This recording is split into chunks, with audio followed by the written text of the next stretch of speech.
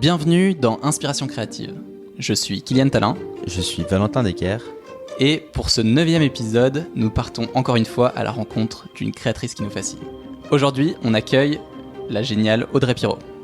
On a passé un peu plus de 2 heures chez Audrey à parler de plein de choses avant l'enregistrement et après l'enregistrement.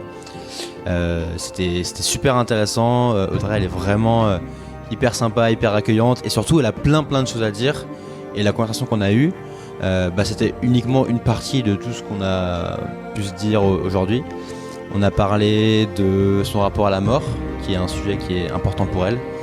On a parlé de l'importance de se mettre en mouvement et de toujours être dans l'action.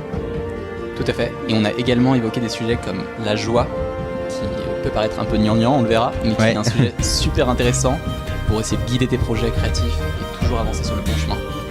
C'était honnêtement une super rencontre. Moi, j'ai adoré. J'ai juste envie de vous dire, profitez-en parce que ça nous a bluffé et j'espère que ce sera le cas pour vous aussi. Comme d'habitude, si vous souhaitez soutenir le podcast, la meilleure chose que vous puissiez faire, c'est de le partager à vos amis et de nous donner une petite note sur la plateforme de votre choix, iTunes, Spotify, peu importe. Bonne écoute. Bonne écoute.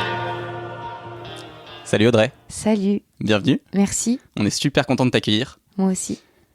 On a un petit truc. C'est elle qui nous accueille du coup. C'est vrai, c'est elle qui nous accueille parce qu'on est chez toi aujourd'hui. Oui. C'est une super rencontre parce que ça fait déjà 1 heure qu'on parle avant même d'avoir commencé à enregistrer, ce qui est assez cool. C'est parce que j'ai des petits biscuits et que je leur ai fait du thé. Alors du coup, ils se sont laissés aller pour des dinosaures. Des dinosaures et un très bon thé au caramel. Ouais. On voulait faire un truc un peu différent pour le début de cet épisode. Souvent, on dit que dans un podcast, et je pense que c'est aussi le cas dans ton activité un peu professionnelle, l'aspect de la voix est hyper important. Ouais. On va essayer avec Valentin d'avoir une très belle voix pendant cet épisode, une voix un peu suave, et on s'est dit qu'on allait faire pour commencer des exercices de diction. Ah, génial. Donc très terre à terre. Est-ce que toi tu faisais des exercices de diction, peut-être avant des tournages, avant ce genre de choses? J'ai jamais fait ça. C'est vrai? Non, jamais. Bon bah merveilleux. Alors je vais te passer mon ordinateur. Je comprends rien. Et ce que je te propose, c'est que tour à tour, on se fait chacun une phrase. Super. Ça nous fait 2 phrases chacun, et ça nous permet d'avoir une très belle diction pour commencer cet épisode. Tu commences? Qui commence? Je t'en prie, vas-y. C'est moi? Il faut le dire vite? Idéalement, Ah, mais purée. c'est un vrai défi. Alors, attendez. Attendez.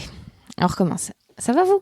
Sage chasseur âgé aux yeux chassieux, sachez chasser sans chien, chose aisée. Ce chat chauve caché sous ses 6 chiches souches de sauge sèche.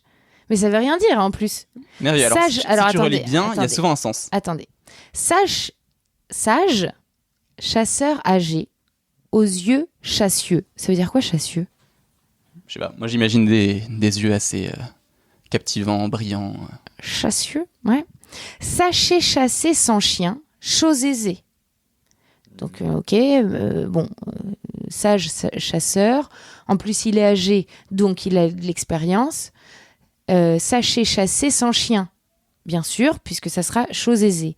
Ce chat chauve caché sous ses 6 chiches souches de sauge sèche, c'est là où on n'y est plus, là. Ah si, Quel est le c'est rapport? un chat qui est chauve, qui est caché sous des chiches souches. Donc, je sais plus très bien ce que c'est chiche. Mais donc des souches de bois, par exemple. Non, des souches de sauge Chiche, c'est quand sèches. c'est pas beaucoup, non? Alors j'ai un doute sur... de sauge sèche. Oui, mais quel est le rapport avec le fait qu'il chasse? Eh ben, ils essayent de chasser le chat caché sous les souches de sauge sèche. Ah! C'est pas si... Donc c'est un chasseur âgé qui veut chasser un chat sans chien.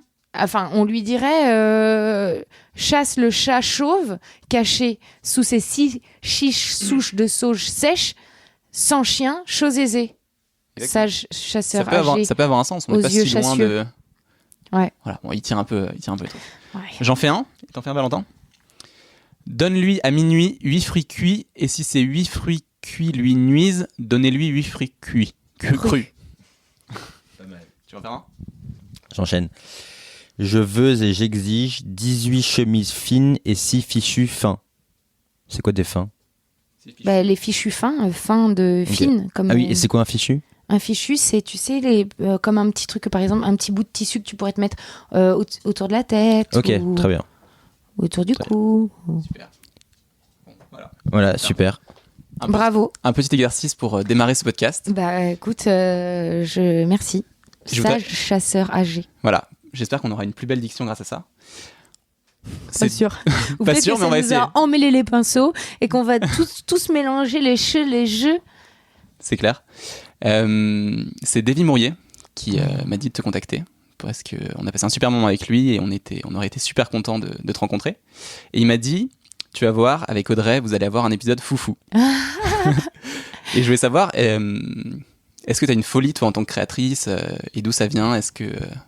Je crois que j'ai une folie tout court qui, après, se manifeste dans la création parfois. Mais oui, je crois qu'il faut être un peu...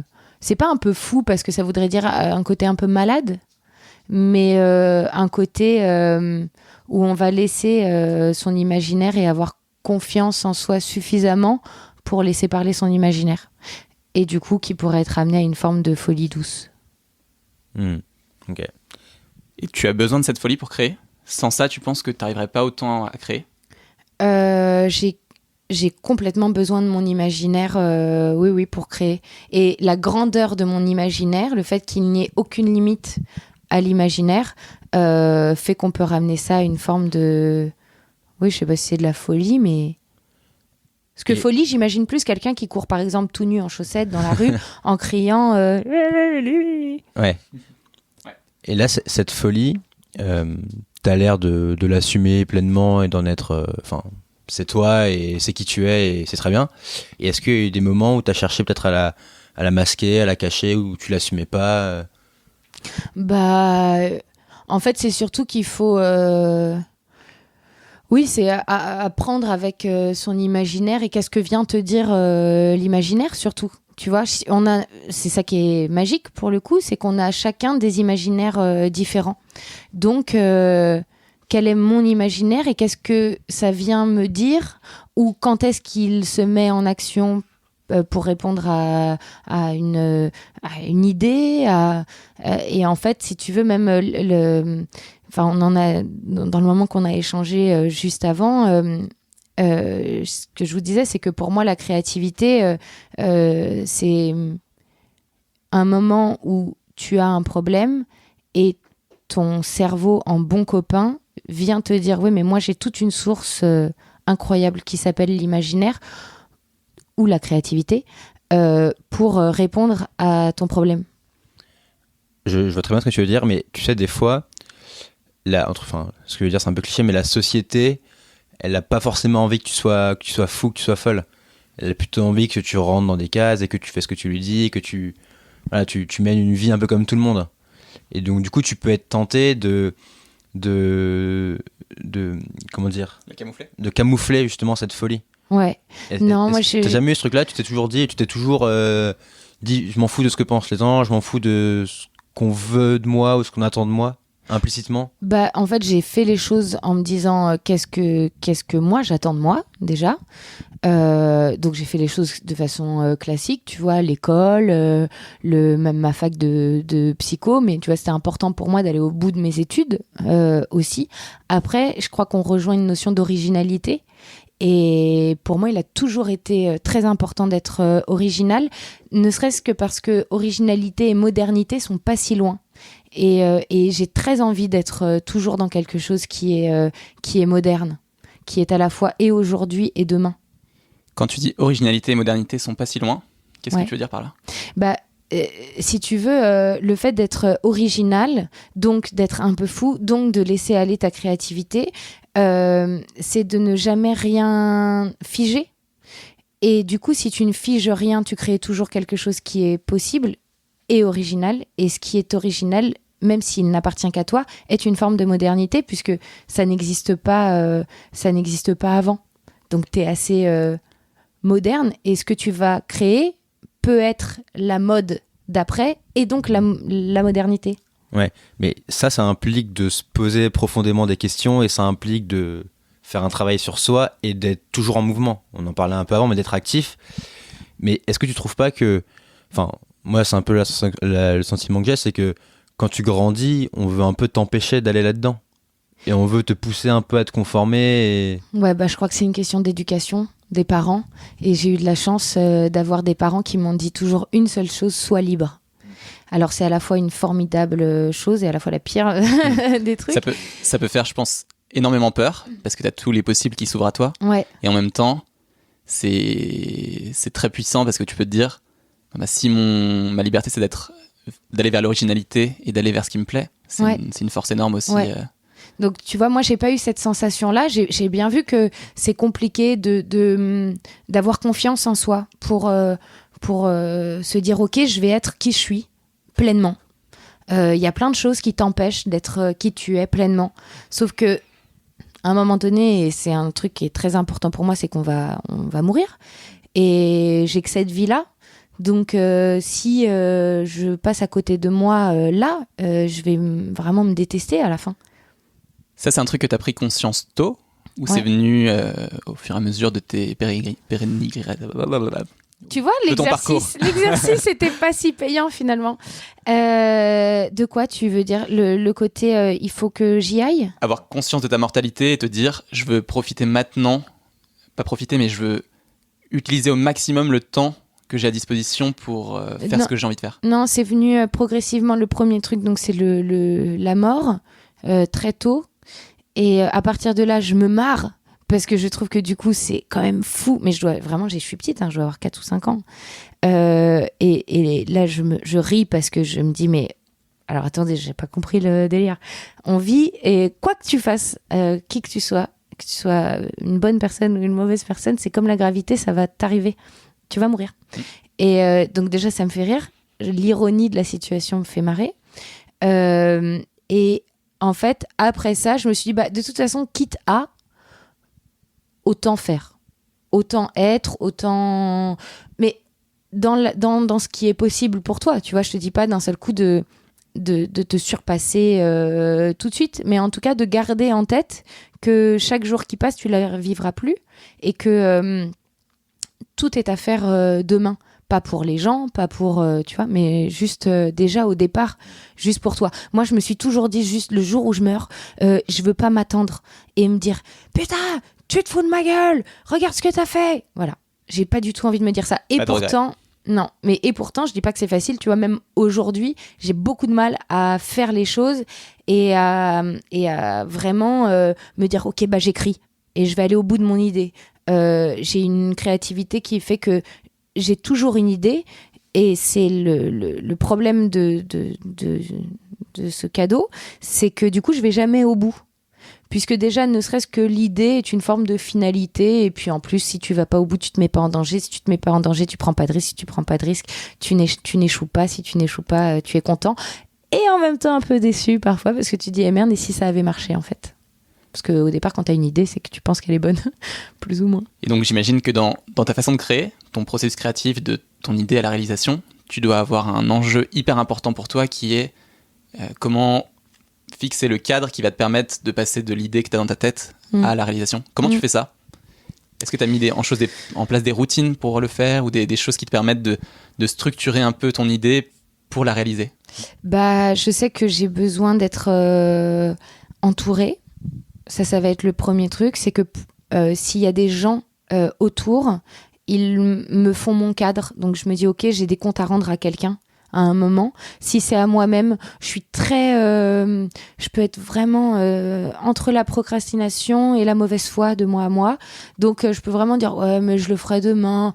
Et puis bon, enfin tu vois, toujours me trouver une bonne excuse. Là où s'il y a quelqu'un d'autre, je peux pas le baratiner pendant des plombes. Donc déjà le fait de dire à quelqu'un, par exemple, je vais faire, déjà il le sait, donc il peut très bien te dire, alors t'avais dit que tu faisais, tu fais pas. Et toi t'es voilà. T'as très peu d'arguments pour expliquer le fait que tu n'aies rien fait.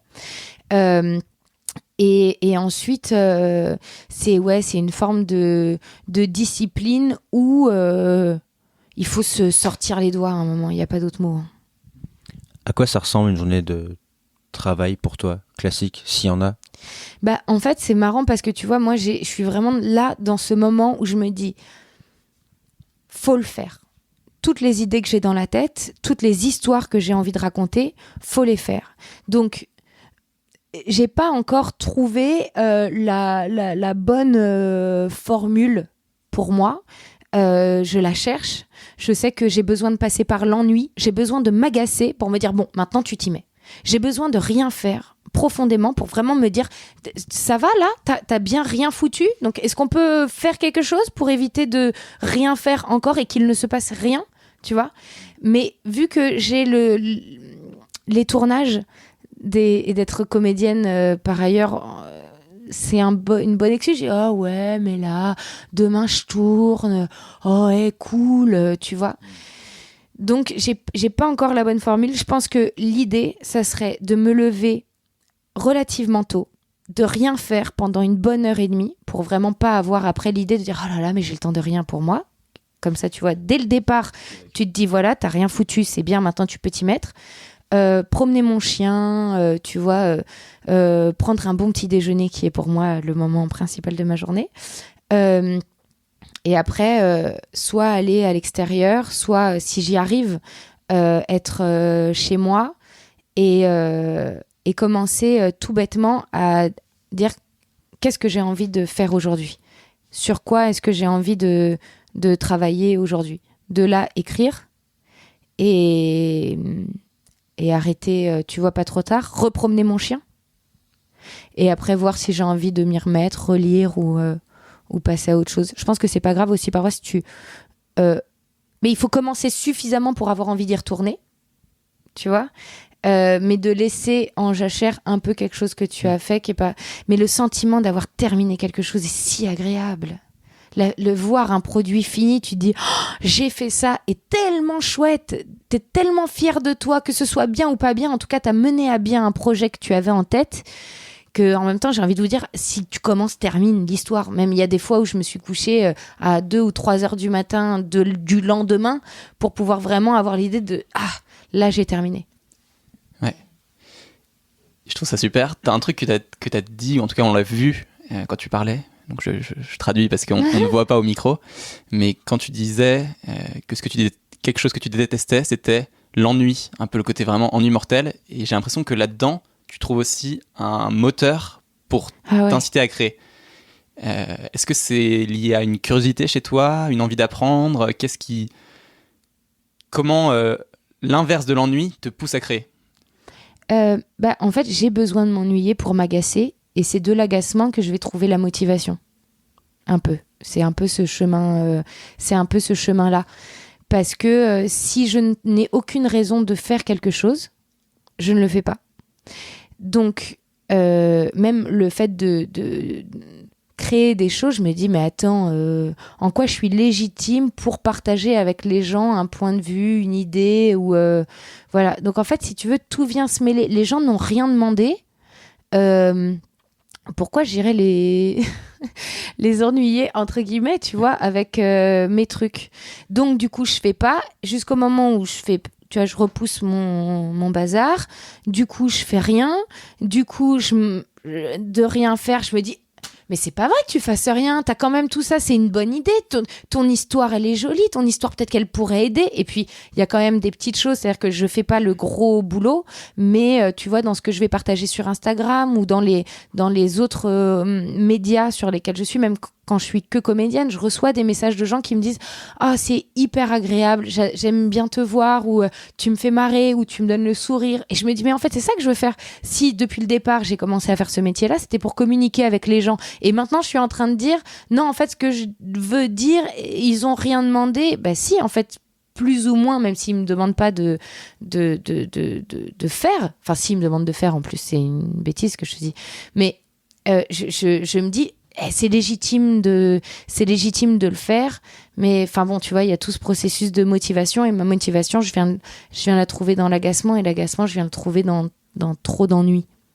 Ouais. C'est marrant parce que je trouve en tant qu'humain dans la société, on a tous des doutes, des peurs, c'est tout à fait normal, et on est tous confrontés à ça, et on a l'impression, quand on voit des gens qui sont de l'autre côté, par exemple, de la caméra, ou de l'autre côté sur une pièce de théâtre ou n'importe quoi, que eux ont acquis suffisamment de confiance pour arriver à assumer leur travail et le produire.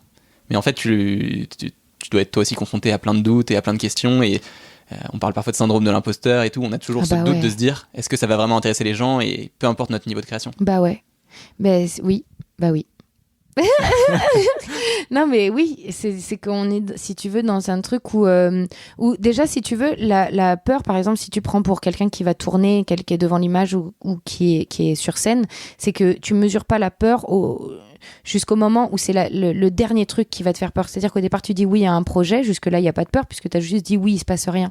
Ensuite, on t'envoie les textes, tu lis, tu apprends. Jusque-là, pareil, il n'y a pas vraiment de mise en danger, donc tu continues à avancer. Jusqu'au moment où, en fait, tu te retrouves dans une situation où là, tu dis, mais putain, pourquoi j'ai accepté ça ? Je suis en train vraiment d'avoir très très mal au ventre, et se profile une diarrhée ou un vomi pour les plus sensibles. Et là, tu te dis, merde, mais ça y est, c'est trop tard, de toute façon, tu peux pas reculer, t'as déjà dit oui. Et je pense que c'est ça qu'il faut aller chercher parfois, en tout cas. Tu vois, moi, vous avez donc passé du temps avec Davy. Davy est quelqu'un qui, moi, m'inspire énormément en termes de création. Lui, et il y en a d'autres, hein, mais il s'en fiche, il fait. Il fait. Et il verra, en fait. Et c'est là où même en échangeant avec lui ou avec d'autres personnes qui créent sur YouTube, effectivement, tu te dis, mais en fait, pourquoi est-ce que je me juge tout de suite ? Pourquoi est-ce que je viens déjà me dire que ça va pas être bien ? Et déjà, écris ton histoire. Et si elle est pas bien, si elle te va pas, mais juste tu la fais pas. Il y aura que toi et ton ordinateur qui seront au courant que c'est pas ouf. Et en même temps, si c'est pas ouf, mais que l'histoire te tient quand même à cœur, rebosse-la, recommence. Qu'est-ce qui t'empêche de recommencer à faire quelque chose ? Donc, si tu veux, il y a aussi un truc même où moi je me dis, oui, la peur, ça veut rien dire en fait, avoir peur. J'ai peur d'être déçue, j'ai peur de prendre un risque, mais si je fais un petit peu et si je prends mon risque d'abord toute seule chez moi, en vrai, je risque rien, à part mon ego, d'être déçue de moi-même. Mais je fais pas ça pour mon ego. Donc, tu vois, après, tu retombes très vite sur tes pattes à dire, bon, allez, je le tente. Et du coup, tu dis oui à un autre projet. Et du coup, t'as la diarrhée ou t'es vomi et tu te demandes pourquoi t'es... Mais c'est ça qui est cool aussi. Ouais. C'est qu'on vit aussi pour ça et on a envie d'aller vers l'inconnu, et ça a le côté terrifiant mais aussi excitant. Tu te lèves tous les matins alors que tu sais pas ce qui va se passer dans la journée. Et c'est exactement la même chose.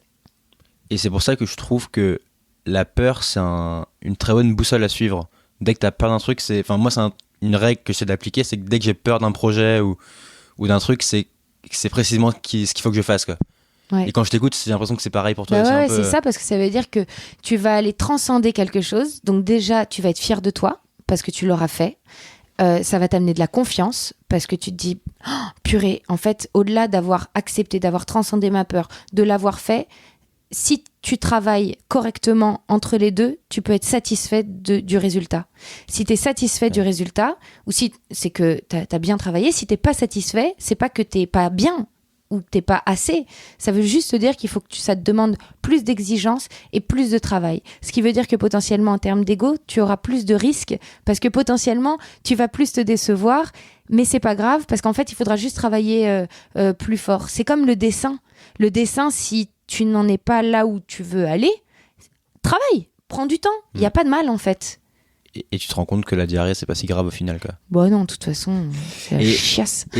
Et ça rejoint un autre truc que tu as dit aussi auquel j'ai pensé, c'est peu importe ce que tu veux faire, au début, t'es forcément mauvais ou t'es forcément débutant. Bah ouais. Et en fait, il faut accepter d'avoir une phase où t'apprends et quand t'apprends à faire du vélo, au début, tu tombes 4-5 fois. Ouais. Au début, t'es un peu hésitant et après, ça vient. Et en fait, c'est pareil pour tout. Et il y a des choses... En fait, je pense que plus tu démarres tôt et plus t'es enfant quand tu démarres, et plus cette phase de j'accepte d'être mauvais, en fait, tu l'acceptes facilement et tu la vis facilement, quoi. Alors, c'est pas que t'acceptes d'être mauvais, c'est que tu acceptes de ne pas être parfait tout de suite. Ouais, tu t'en rends même pas compte, en fait. Tu vois, c'est même pas pareil. Parce que si tu te dis je suis mauvais, c'est que déjà tu dis je suis nul.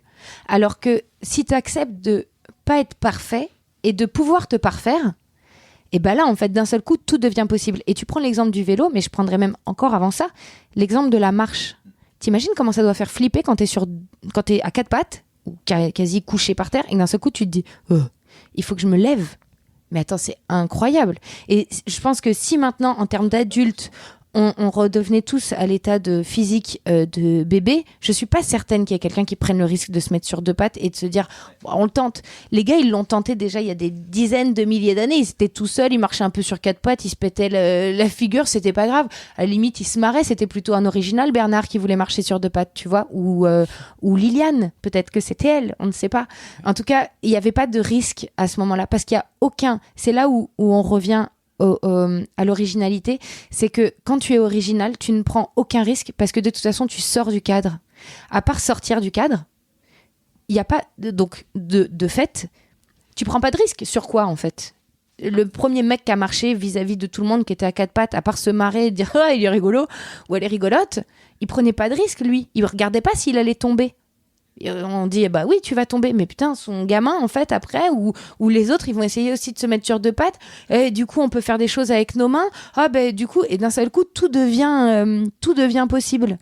Donc et ce qui est marrant, c'est que je trouve sur l'originalité, t'as souvent un flux qui se passe où tu vas avoir quelqu'un qui est tout seul et original. Donc par exemple, je sais pas si t'as déjà vu cette vidéo du gars qui danse sur un festival. C'est une vidéo qui avait pas mal tourné sur les réseaux à un moment. Il est tout seul au début. C'est à moitié bourré, un festival hard aux États-Unis, etc. Il danse n'importe comment. Et les gens le regardent. Il y a un mec qui filme à l'arrache. Les gens le regardent et ils trouvent ça complètement débile. Puis un deuxième mec qui arrive et qui le rejoint. Il danse avec lui de manière bizarre. Les gens le regardent bizarrement et tout.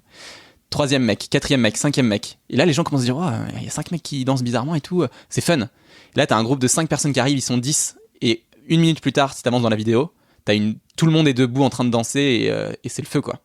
Et je trouve que t'as un peu la même chose sur l'originalité, c'est que quand tu vas casser la règle et être tout seul dans ton truc, les gens vont te regarder un peu du coin de l'œil en mode c'est un peu bizarre.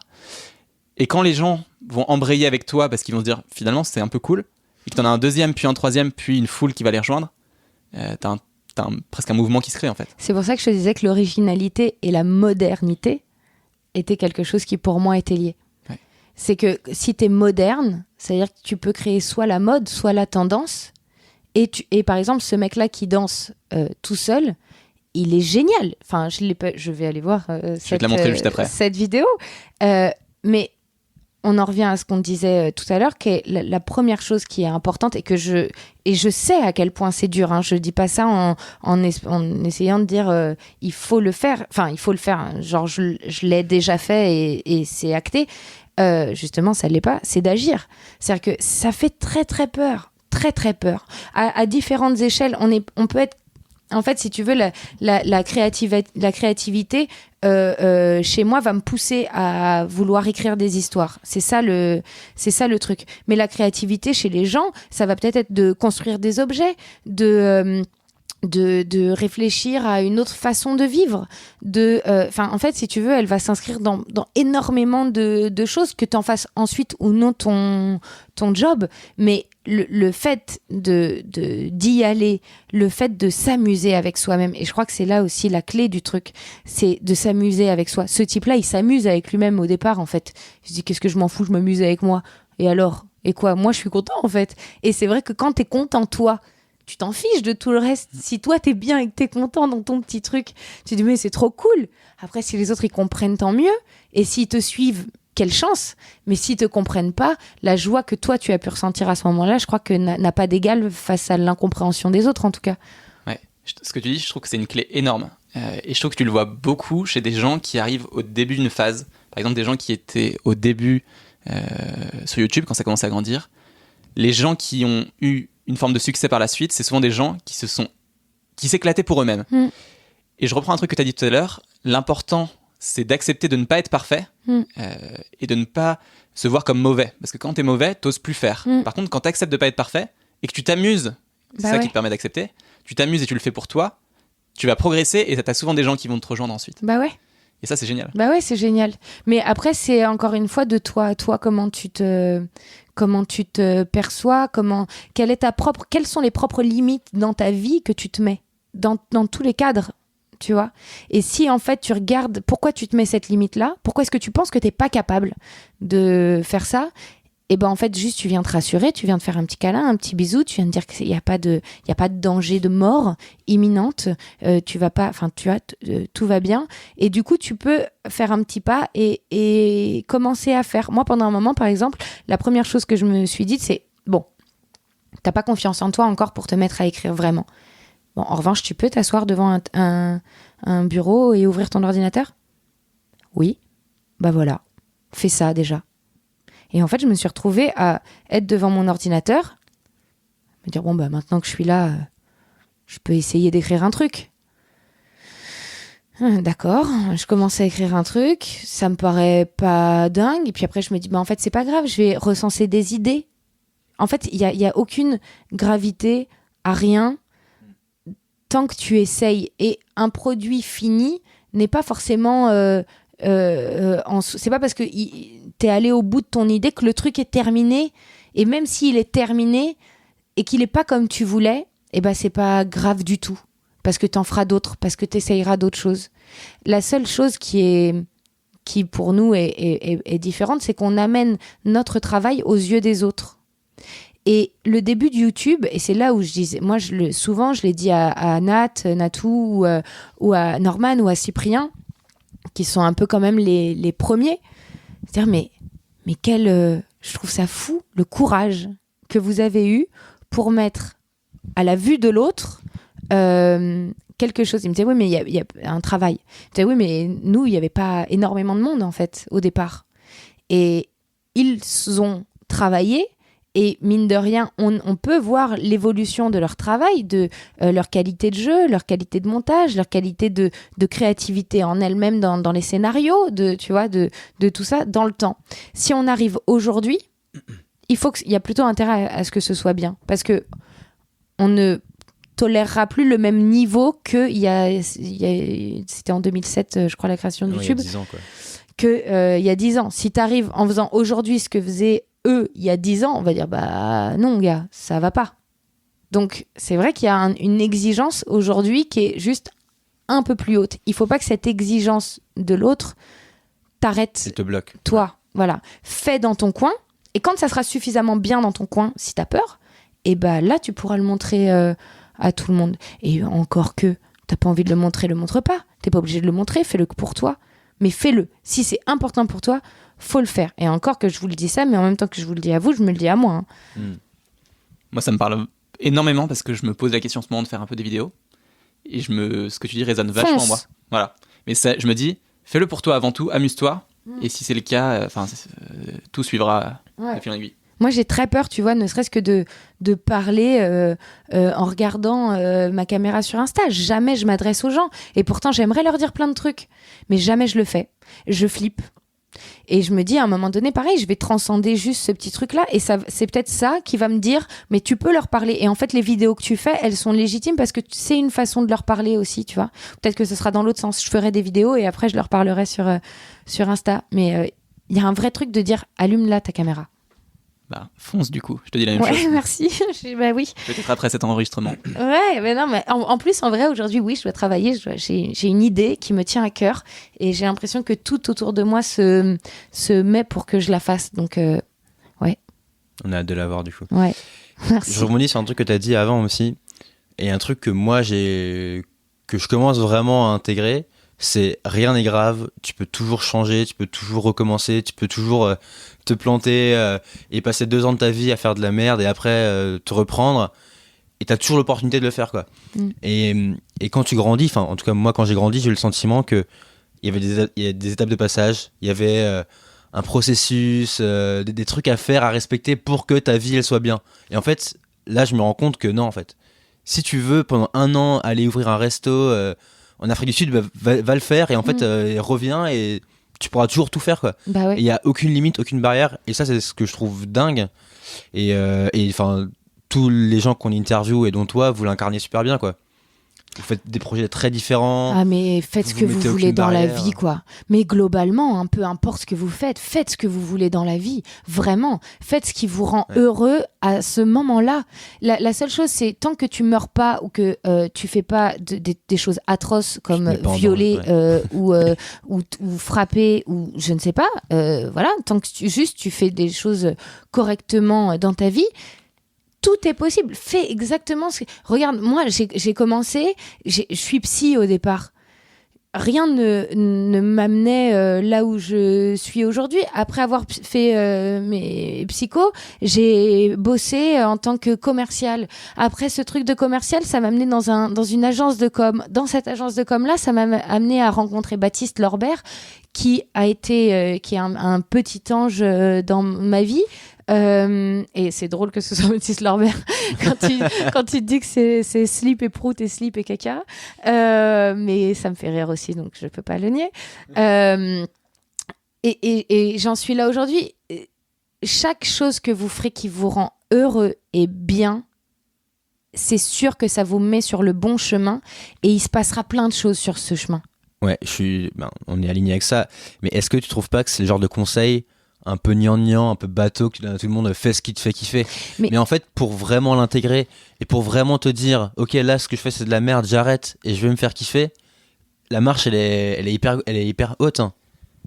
Je pense que c'est dur pour certains, mais si tu prends l'approche des petits pas, et tu te dis ok, je vais commencer par une première étape, un premier truc, t'as un boulot qui te fait chier, bon bah tu commences par le petit pas à côté, à faire un truc à côté de ton travail, progressivement tu peux aller vers ça, non ?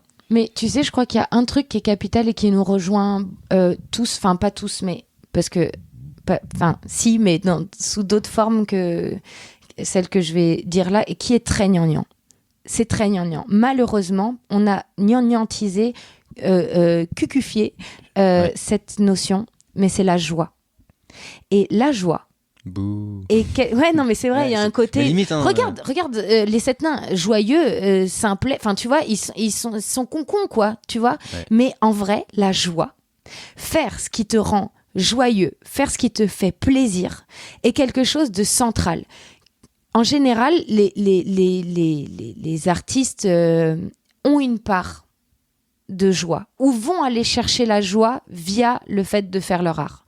Mais la joie dans la vie de n'importe qui est cruciale. Et parce qu'on a rendu ça gnangnan, parce qu'on n'a pas que ça à foutre d'être joyeux, parce que la vie elle est bien plus dure que ça, mon pote. Alors t'es bien mignon avec tes sourires et tes trucs et tes machins, mais moi je m'en fous.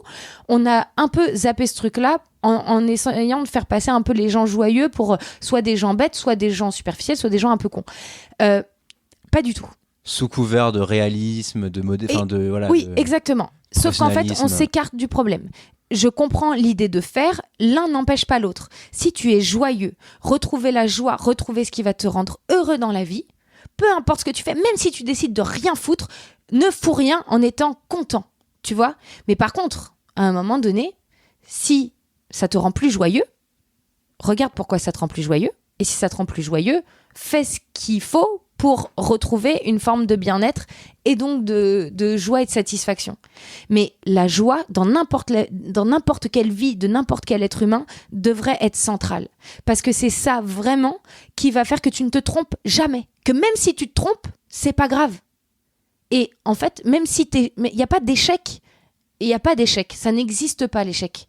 C'est, en soi, il y a quelque chose qui n'a pas atteint le but que tu voulais qu'il atteigne. Et encore une fois, ton ego est déçu parce que de toi à toi tu dis ah merde, j'en suis pas capable, potentiellement, mais tu peux aussi le prendre en disant oh c'était pas bien ça, oh j'aurais pu mieux faire, tu vois. Et là tu te dis mais c'est pas grave, il y a rien. Effectivement, ce que tu disais tout à l'heure, qu'est-ce qui est grave en vrai? Tu meurs, c'est grave, enfin c'est grave, c'est chiant. Ouais. Enfin, t'en as pas conscience, quoi, tu sais même pas que ça arrive, quoi. La gravité va être souvent mise par les autres. Parce que si de toi à toi, tu n'estimes que c'est pas grave, bah, ça sera pas grave.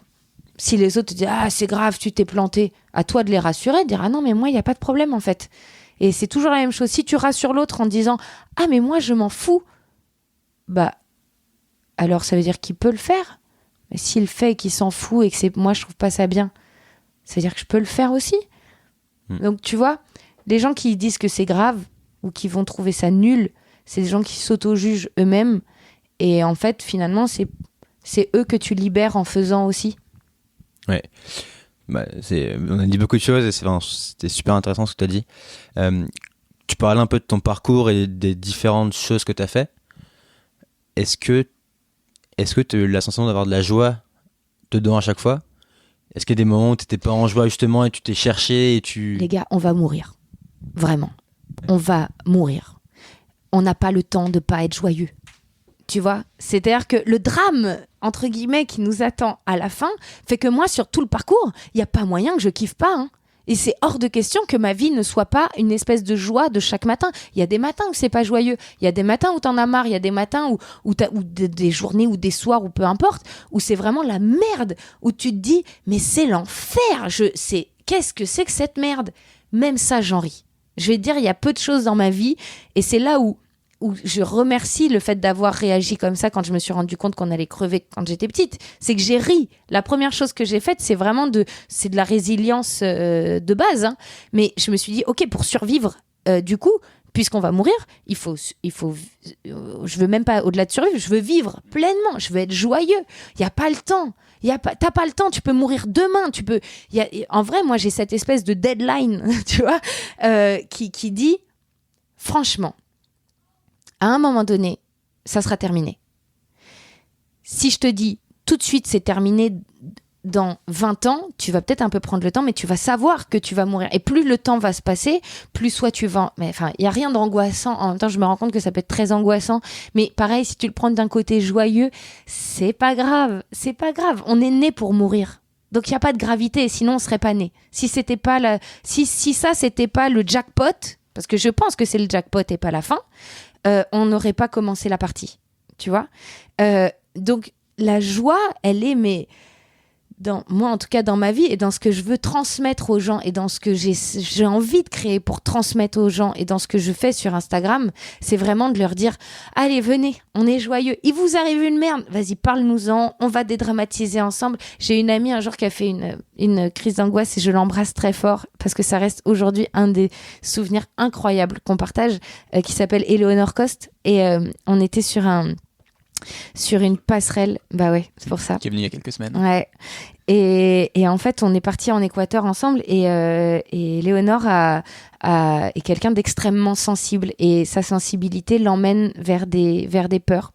Et des peurs qui sont parfois de puissants fonds de peur et d'un seul coup tu te retrouves à paniquer et à dire mais comment je fais pour m'en sortir, et si tu n'as pas de solution tu paniques. Et en fait à ce moment-là on est ensemble sur une toute petite passerelle qui nous tenue par un seul petit fil, et là Éléonore commence à faire une crise d'angoisse. Je la regarde et en fait dans nos regards je vois une peur, mais écoute, tu n'as jamais vu la peur ça dans le regard de quelqu'un, sauf qu'en fait moi de voir mon amie comme ça et de dire en fait regarde, et j'ai commencé à rire, et du coup de me voir rire, elle a commencé à rire et elle a chié à pleurer, en fait, tu vois, elle a chialé de rire et en même temps, elle a pleuré, je ne sais pas comment on peut dire ce mot, mais on a eu un fou rire sur cette passerelle qui est, mais génialissime. Puisque je suis une bonne amie qui dit il y aura toujours de la joie, on l'a prise en photo à ce moment-là. Et on a une photo d'elle qui est notre photo de rire absolu, où si on se la montre, on sait que on rit. Donc, du pire moment pour elle, qui était un moment de panique, en vrai, par l'amusement et par le fait de remettre une forme de lumière qui est de la lumière de joie. Donc c'est gnangnan encore une fois, mais je m'en fous. Soyons gnangnan, je vous en supplie. Ou sinon, venez, on se bute. Et auquel cas, on sera plus gnangnan du tout. Et ben, on a transformé ce moment affreux dans un moment incroyable.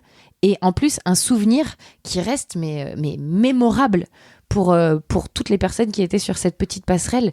Mais je vous jure, c'était dans son regard, c'était incroyable d'être témoin de cette espèce de détresse humaine profonde.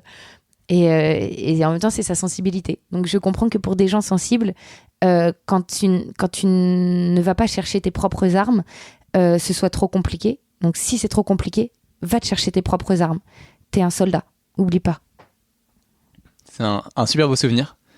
Je trouve que la joie comme boussole, c'est genre comme une étoile du berger, tu vois, qui te guide. Et si tu choisis toujours d'aller vers ça, tu peux être sûr que tu es dans le bon sens. Ouais. Même si c'est pas les choix que tes parents te conseilleront toujours, c'est pas le choix que certains proches te recommanderont, mais c'est un choix qui est juste et serein presque. Ouais, mais la peur tu disais tout à l'heure aussi, la peur est une boussole. C'est vrai, parce que la peur, la joie, c'est comme, en fait, si tu veux, y a plusieurs points cardinaux. Donc en fait, ta boussole, même si elle indique le nord, parfois le sud est aussi une belle exposition pour avoir le soleil. Donc si tu vas aussi transcender ta peur, tu vas créer de la joie. Si tu ne fais que des choses qui te sont... En fait, la joie ne veut pas dire confortable. La joie ne veut pas dire que c'est facile. La joie ne veut pas dire que tu vas faire que des choses. Voilà, non. Ça veut juste dire qu'il y a une notion d'effort à pas perdre. Et plus l'effort sera grand, plus la joie et la récompense sera forte. Est-ce que la joie, c'est aller boire des bières le soir et rien faire ? Ouais. C'est ça ? Mais c'est vrai, il y a tout ça en fait. Il y a tout est un moment de joie. Regarde, en vrai, mon chien hier, avant-hier, bon, ça fait deux jours qu'elle fait caca devant la porte.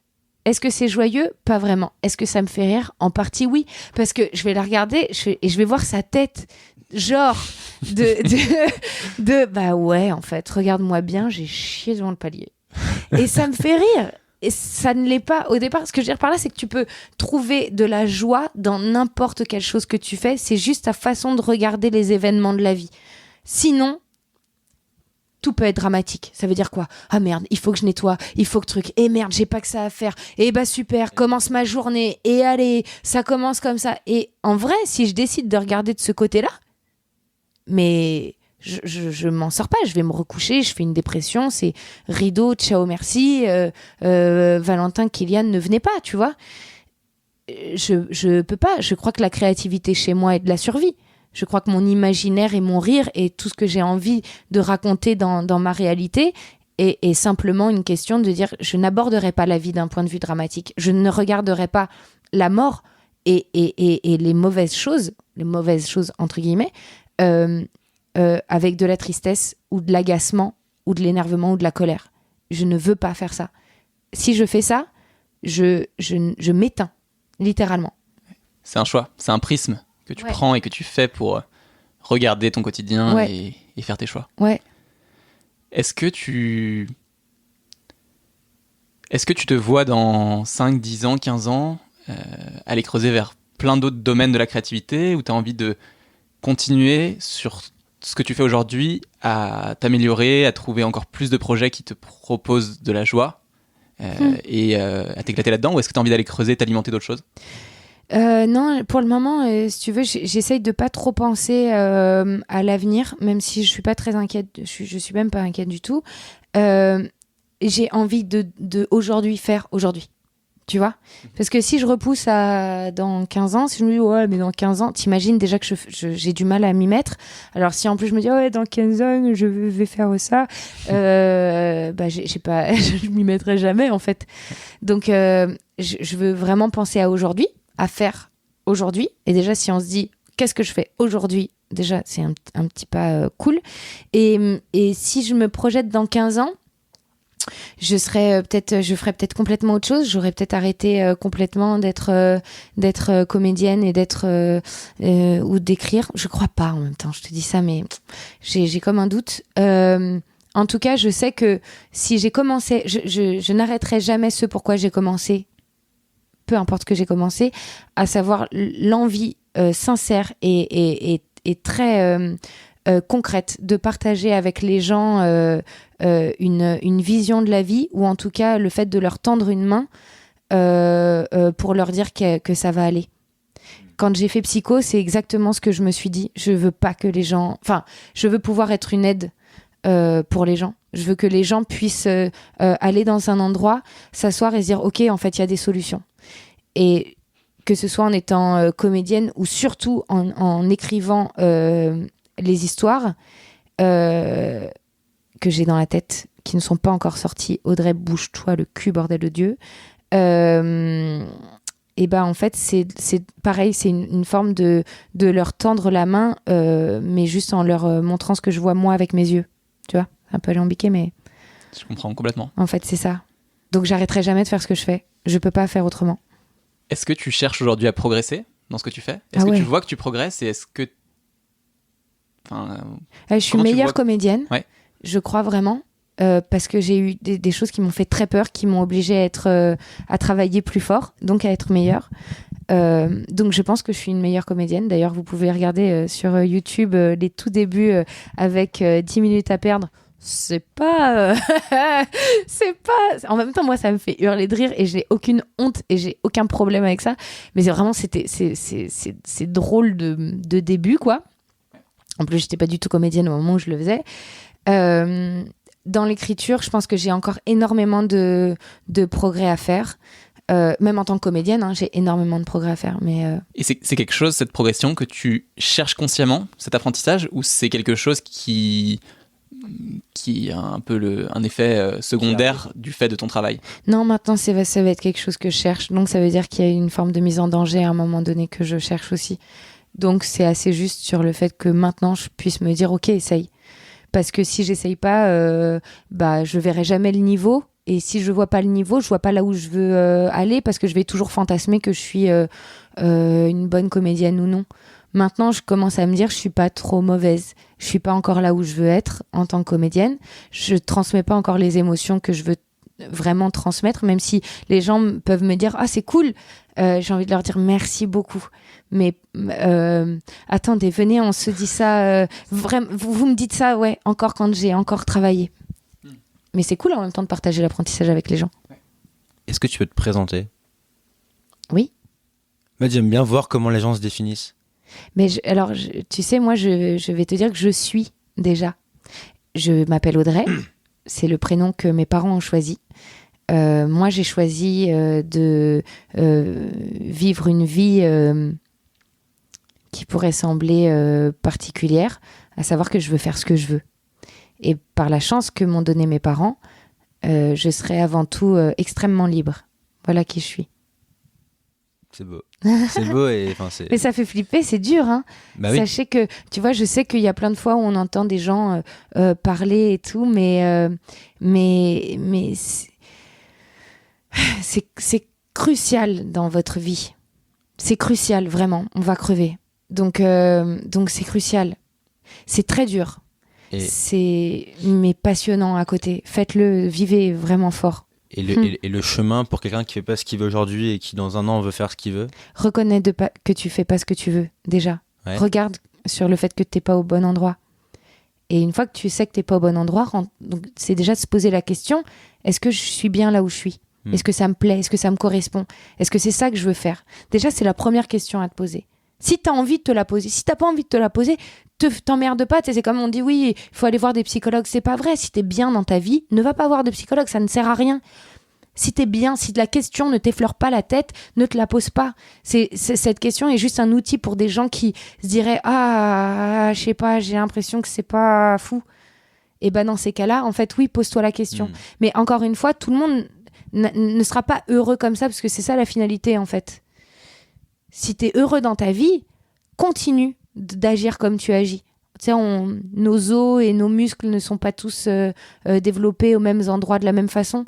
Chacun fait ce qui est bon pour lui, dans l'équilibre de ce qui est bon pour lui. Je dis juste, tu vois, moi, ce qui m'aide, et si ça peut donner envie à des gens, si ça peut aider des personnes à croire en elles, sachez que moi, de loin, peu importe ce que vous faites et peu importe qui vous êtes, sincèrement, je vous aime. En rentrant, j'ai vu que tu as une phrase écrite sur le mur. Ouais. Tu peux la lire et nous expliquer pourquoi tu l'as écrite, enfin pourquoi elle est écrite. C'est pas moi qui l'ai écrite, c'est ma pote Maude. Ouais. C'est très drôle d'ailleurs, je vous encourage à aller regarder ce qu'elle fait. Enfin, ce qu'elle fait. Elle aussi, elle fout rien, donc fatalement, ça va pas vite. Hein. Mais elle vous allez voir ce qu'elle a écrit. Oui, parce qu'en fait, je voulais un mur chez moi sur lesquels je peux écrire. Du coup, j'ai acheté de la peinture une sorte de Velleda. Mais t'as rien écrit? Alors en fait, il y avait plein de trucs, puis okay. Après j'ai tout retiré pour épurer un petit peu, parce qu'il y avait vraiment beaucoup de choses qui n'étaient pas très belles. Enfin, esthétiquement, c'était sympa, mais pas ouf joli. Donc, elle a écrit: peu importe la vitesse à laquelle tu avances et le nombre d'erreurs que tu fais, tu seras toujours en avance par rapport à ceux qui ne font rien. Et pourquoi elle te l'a écrit à toi ici? Parce qu'elle sait que je fous rien. Ouais. Qu'elle non plus, elle fout rien. Tu sais que c'est une personne avec qui on s'est dit: viens, on fait une pièce de théâtre, viens, on écrit des courts-métrages. Cut, rien. Voilà. Bonne chance à vous. C'est pour ça que je dis que c'est dur, hein, vraiment. Hein. C'est vraiment pour ça que je me place pas du tout en espèce de donneuse de leçons. En plus, je déteste ça. Je partage juste la petite expérience que je peux avoir. Je trouve ça juste...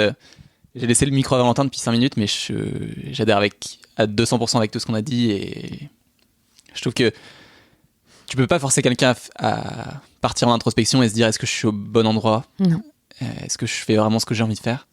Et est-ce que je sais ce que j'ai envie de faire ? Par contre, si tu as une mini question dans ta tête, ça vaut vraiment le coup de le faire parce que tu peux passer à côté de plein de joie et plein de belles choses et de beaux projets. Mais surtout se faire confiance, et vraiment la confiance vient d'un manque d'un manque d'amour. Ouais. Donc c'est pour ça que la joie, l'amour, tout ça c'est gnangnan, mais c'est les 2 petites pierres de base à avoir. Et c'est pour ça vraiment que je me dis si les gens pouvaient se dire qu'ils s'aimaient même sans se connaître et même juste miser sur toi et dire ok, j'ai confiance en toi, ok, vas-y, je sais pas qui t'es, mais t'es capable, t'es hyper capable. Si moi je peux le faire, si n'importe qui peut le faire, tu peux le faire tout autant. Et si tu ne te plais pas aujourd'hui, évolue. C'est dur, mais c'est pas compliqué. C'est comme de la compta. C'est chiant, mais c'est pas compliqué. Et ce qui a de la valeur est souvent difficile. Ouais, c'est les Il faut être récompenses. prêt à endurer la souffrance associée aussi, parfois. Ouais. Je sais pas si c'est la souffrance le mot, mais en tout cas les moments difficiles qui sont associés au résultat qui va arriver. Bah ouais, mais après tout n'est qu'une question de temps, et plus tu te laisses le temps, et plus au final après tu seras exercé. C'est comme un sport en fait. Donc tu vois, un sport au départ c'est très dur, et puis jusqu'au moment où tu vois une meuf sur un trapèze faire des trucs, tu te dis putain ça a l'air hyper facile. Bah non, ça l'est pas du tout. Mais ouais, faut y aller si on a envie d'y aller.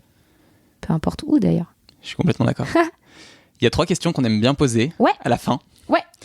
La première, et je trouve qu'on a déjà beaucoup partagé de choses et beaucoup parlé de choses super profondes et super intéressantes. Donc merci déjà pour ça. Bah non, merci à vous. La première, c'est toi Audrey. Ouais. Est-ce qu'il y a une chose, une trace que tu aimerais laisser ? Pourquoi mon cerveau malade dit bah de caca, trace de caca, pardon, je sais pas pourquoi, mais je sais pas pourquoi mon cerveau fait toujours des blagues très rapidement. C'est peut-être pas une blague. Hein. Du caca, non, franchement, j'ai envie de laisser autre chose. Sérieux, franchement, vraiment. T'as la liberté de faire ce que tu veux, hein, tes parents te l'ont donné. Hein. Tu laisses une trace de caca, c'est que tu pars vraiment avec un grand coup de chapeau. J'aimerais montrer aux gens que peu importe, c'est possible. Tu vois, que c'est possible de devenir comédienne alors que t'as grandi dans le 93 et que t'as fait des études d'un autre truc qui te plaisait pas, et que, enfin, qui te plaisait pas, n'importe quoi, que ça me plaît énormément, mais que t'as pas fait. Que c'est possible d'avoir peur et de s'en sortir, que c'est possible de croire en soi, que c'est possible de pas être en colère, que c'est possible tu vois, que c'est possible. Tout est possible. L'autre question, tu as un peu répondu aussi. Sauf voler, c'est pas possible. Je vous le dis. Ou faut vraiment s'équiper. Enfin, voler dans l'état. Voler. Ouais. Oui, pas voler des choses. Sans voler. Voler, c'est possible. Voler, c'est pas possible. Oui, voilà. Si vous voulez voler juste avec vos bras et vos jambes, non, n'essayez pas. Ça, c'est pas possible.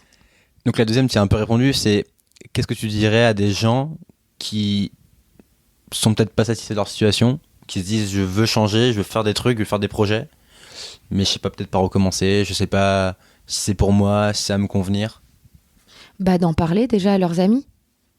Tu vois, et si leurs amis leur disent rien, qu'ils changent d'amis déjà, et en changeant d'environnement. Dur, non, mais si, c'est parce que c'est l'environnement dans lequel tu es qui va aussi t'aider à faire les choses. Je suis super d'accord, mais va dire à quelqu'un qui a des potes depuis 10 ans. Ouais, bah c'est pas les bons amis. Ouais, mais c'est pas grave. C'est super dur. Là, pour le coup, c'est un changement profond de ta vie et de tout ton socle. On n'a rien sans rien. À grande médaille, grand revers. Voilà. J'aime cette détermination. Non, mais c'est vrai. Mais en vrai, Il y a, je suis d'accord avec toi, il y a un mais- truc, pour le coup, tu vois, moi, qui me suit, c'est ma détermination. Alors, à la fois, c'est une très grande copine et à la fois, c'est pas du tout une copine. Mais la détermination, la volonté et la motivation que tu vas mettre dans ce que tu fais va complètement déterminer l'aboutissement de ton projet. Donc, qu'est-ce que tu dirais à quelqu'un? Juste, Fais ce que tu veux, ouais. mais fais-le Et déterre et à fond, déterre, quoi, Ouais. par contre, tu vois. Voilà. Déterre et en s'amusant. Ouais, de toute C'est façon, le plus en général, quand t'es toi-même déterminé, il y a un côté où tu dis « Oh, je suis d'une sacrée détermination !» Tu vois, il y a un espèce de truc qui... Et aimez-vous. Et s'aimer, fort. Voilà. Déterminé, aimer. C'est des super beaux conseils. Bah, Enfin, je sais moi, pas, je sais que mais- je les prends. Je sais pas comment vont les prendre les gens derrière le micro, mais je sais qu'en tant que personne qui a 25 ans et qui est au début du petit chemin, qui va m'amener à faire, j'espère, plein de choses qui m'apportent plein de joie, etc. Ça m'apporte énormément. Donc, Trop merci. bien. Et la dernière question qui n'en est pas une. Ouais. Est-ce que tu es plutôt bande dessinée ou livre? Et bah, j'étais livre et j'ai rencontré des gens, donc encore une fois, notamment Davy, qui m'a montré toute la joliesse de la BD. Donc, je dirais, maintenant, je suis 50-50. Ça compte? Ça compte. Du coup, on a un petit cadeau pour toi. J'adore les cadeaux! J'adore les cadeaux! On commence par J'adore celui ça! de Je vous le Kylian. dis, j'adore ça! C'est un truc, ça me rend dingue, les cadeaux. Je ferme mes yeux, je fais quoi? Ah Ferme oui, les- je ferme mes yeux. C'est J'ai Noël. complètement les yeux fermés. Ouais, Ah, c'est 50-50. J'ai 2 cadeaux. Vous T'as voyez, deux quand je cadeaux, vous dis c'est qu'il faut incroyable. pas choisir dans la vie, il faut être juste sincère. Alors, ferme les yeux et Valentin va aller chercher le deuxième cadeau. de la joie. Ah ouais, c'est clair. Vous voulez que je vous raconte une histoire? Raconte-nous une histoire, les yeux Il fermés. y a un jour, ouais, j'ai les yeux fermés, là, on attend que Valentin Tu peux. cherche dans son bagage à main. Tu peux même le faire en ASMR si tu veux. Non, je rigole. Je l'ai pas. Je souhaitais un cadeau très fort. Vraiment. En fait, non, il y a un truc que je voulais dans ma vie que je souhaitais très fort. C'est nul, mais je suis maniaque et j'adore ranger et j'adore quand c'est propre. Et du coup, je souhaitais vraiment un truc. Et un jour, mais c'était impossible pour moi qu'on me l'offre. Et un jour, on m'a appelé et on m'a dit ouais, Audrey, il y a une marque qui, en fait. Te propose de venir et puis tu sais c'est partenariat et si tu parles d'eux et ben ils te font un cadeau et j'ai dit d'accord, j'ai un Dyson, j'ai un aspirateur V11 mon pote, V11 professionnel. Attendez, je vous fais écouter le bruit parce que faut quand même, c'est une beauté. Attends, tiens ça. Attends. Bougez Vas-y. bougez pas. Hein. Cette fin d'épisode est magnifique. Elle sort l'aspirateur. Non mais comme quoi dans la vie, il faut toujours croire dans ses cadeaux. Oh, c'est une machine de guerre. Hein. Ah, vous êtes pas prêts. Mais Attention. j'ai envie de jeter des trucs. Attends, non, il faut que vous jetiez un truc par terre. Casse ta tasse, Kylian, là. Jette ta tasse. Éclate le mur. J'ai une idée. Regardez. Je prends une croquette D'accord. que j'écrase avec mon pied. Regardez ça. Non mais vous allez pas. Non Mimi, je suis désolée, c'est ta croquette. Pardon. Attendez. Le chien s'excite. Non, merde. Elle se casse pas. Alors, c'est pas grave. Je prends une croquette. Attention.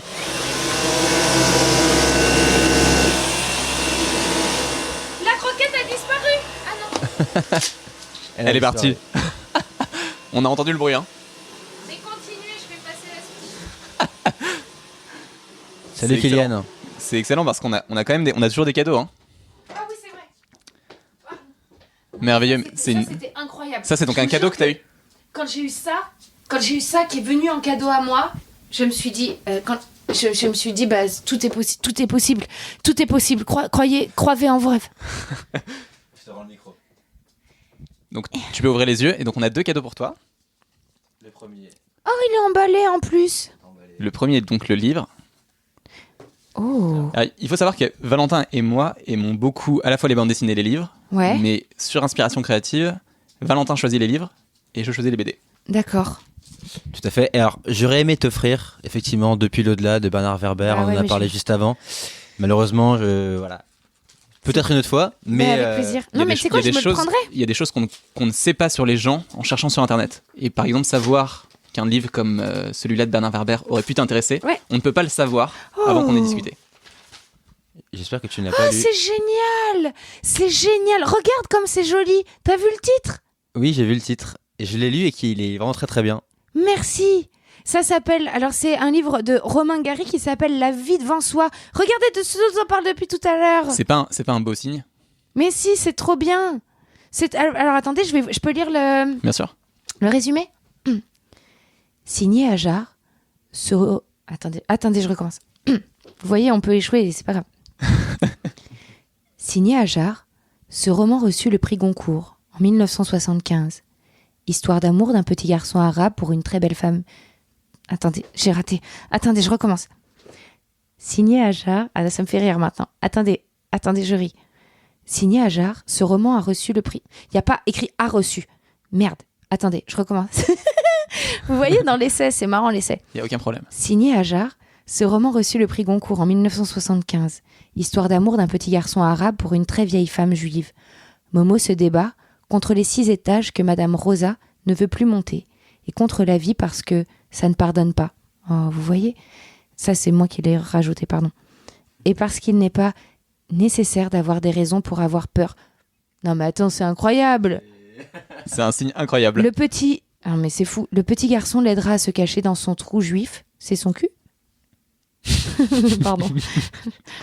On peut faire des blagues. Bien sûr.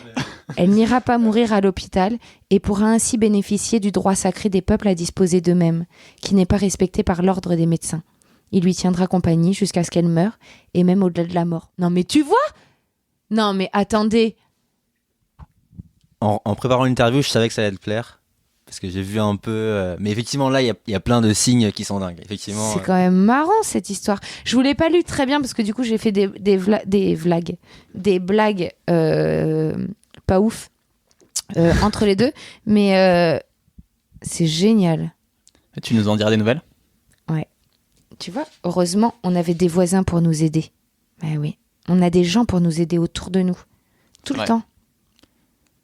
L'entourage. Bon, je vais le lire. Super. Et le deuxième cadeau, qui n'est pas emballé. Ah, c'est pas grave. Valentin a emballé le livre et la BD. Hop, la voilà. J'ouvre les yeux. Vas-y. Oh, génial! Tu connais ? Non, je l'ai pas lu. C'est Riyad Satouf, Les Cahiers d'Esther, histoire de mes 12 ans. C'est une excellente BD. Riyad Satouf, je sais pas si tu avais lu d'autres choses de lui, mais c'est un auteur que j'aime beaucoup, que j'aimerais bien d'ailleurs interviewer sur Inspiration Créative à un moment. S'il nous écoute, Riyad, on t'attend. Qui parle de l'histoire d'une petite fille qui a 12 ans maintenant, qui s'appelle Esther, et ça raconte sa vie de collégienne, et les dessins sont... Les dessins sont bons. Il y a vraiment quelque chose dans les dessins, et il y a quelque chose dans la simplicité de sa vie et dans les morales qu'il en ressort. Enfin voilà, moi j'adore. C'est un style unique. C'est génial. J'ouvre une page, il y a Marine Le Pen. C'est fou. Avec écrit les dictateurs. C'est génial. Voilà. Je pense que tu vas beaucoup aimer aussi.